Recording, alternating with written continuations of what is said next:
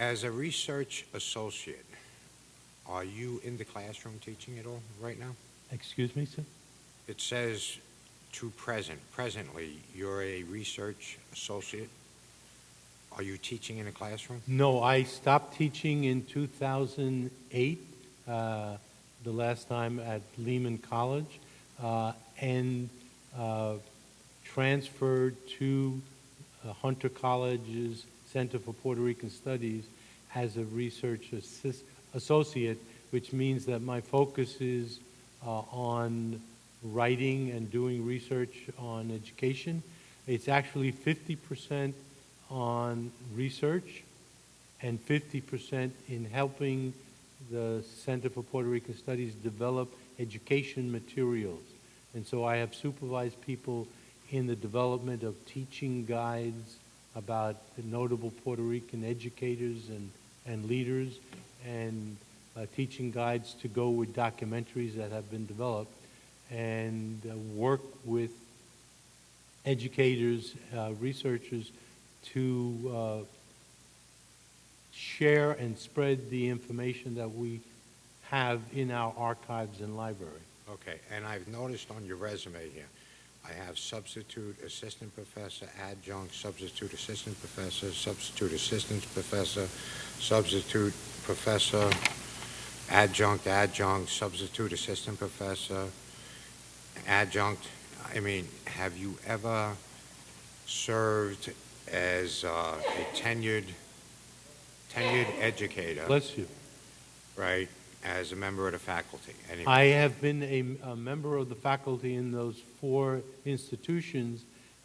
As an assistant professor, I was on a tenure track line at Brooklyn College.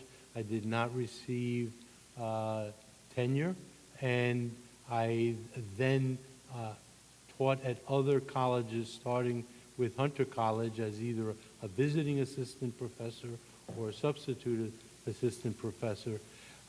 Understand that at the time that I began within CUNY as an assistant professor, I was also working 40, 50-hour weeks at the Board of Education. And so when I was at Baruch, I taught Spanish, I taught education courses, and I participated as a member of the board. So my academic life has been a combination of the academic, the policy analysis, and active advocacy on behalf of children. And I had to make a decision in my life at one point or another, and it was more important to me to be able to serve in a broader context than just as a tenured college professor. The dean, Deborah Shanley, has been working with me for the last 10 years after that on national and city issues. And so to me, it does not reflect negatively. Okay, have you reviewed the new curriculum out there, and do you have any opinion on and the testing that they're doing, and any opinion on how that's affecting bilingual students?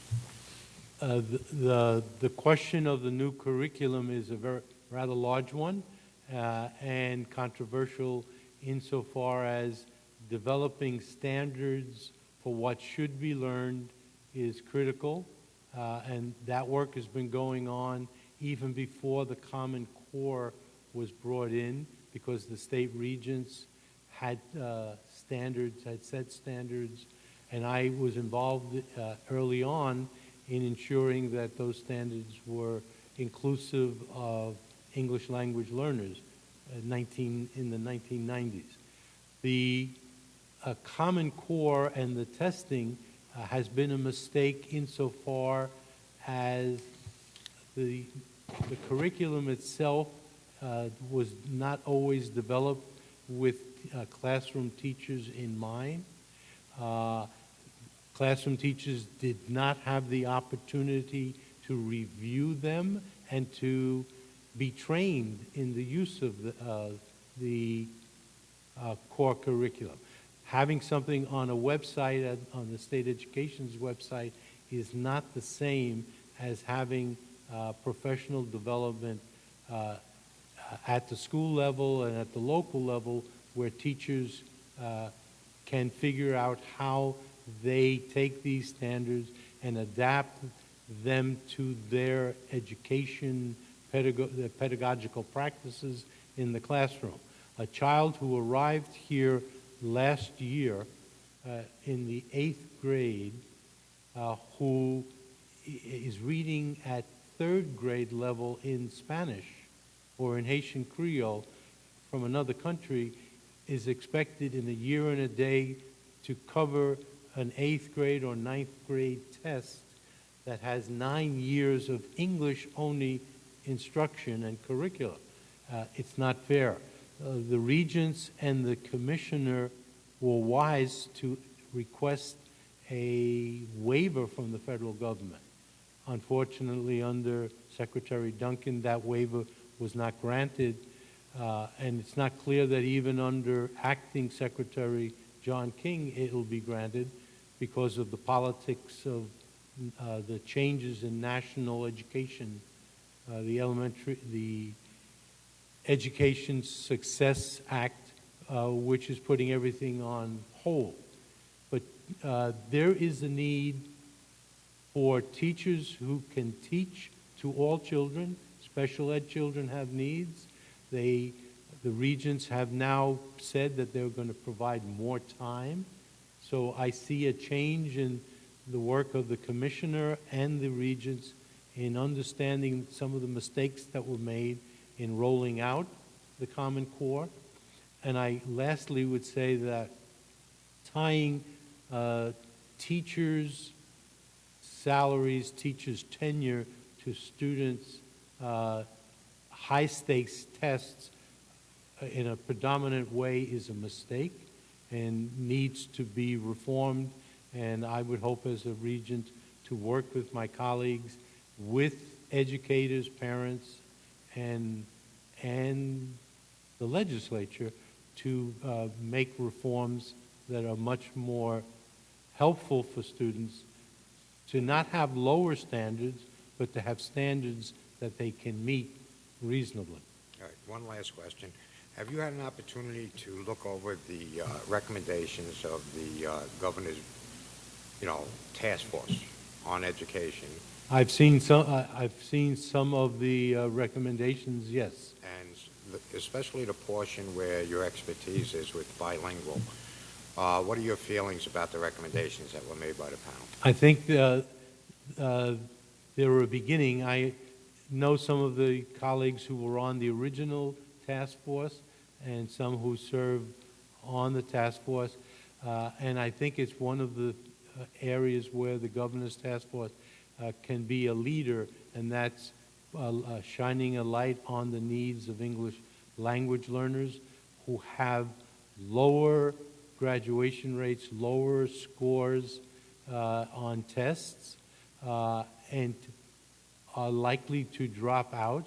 They aren't all the same. Kids who have been here since childhood, and then the unaccompanied minor coming to Hempstead or to some city or town on the Hudson, who is in middle school, has so many different needs in terms of support.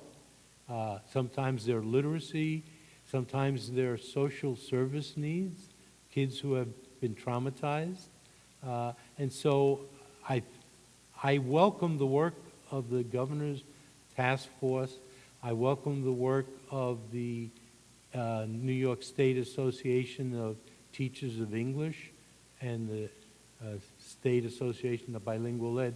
I think if we can get the educators, the researchers, the parents, and the stakeholders together, we can do right by these children. And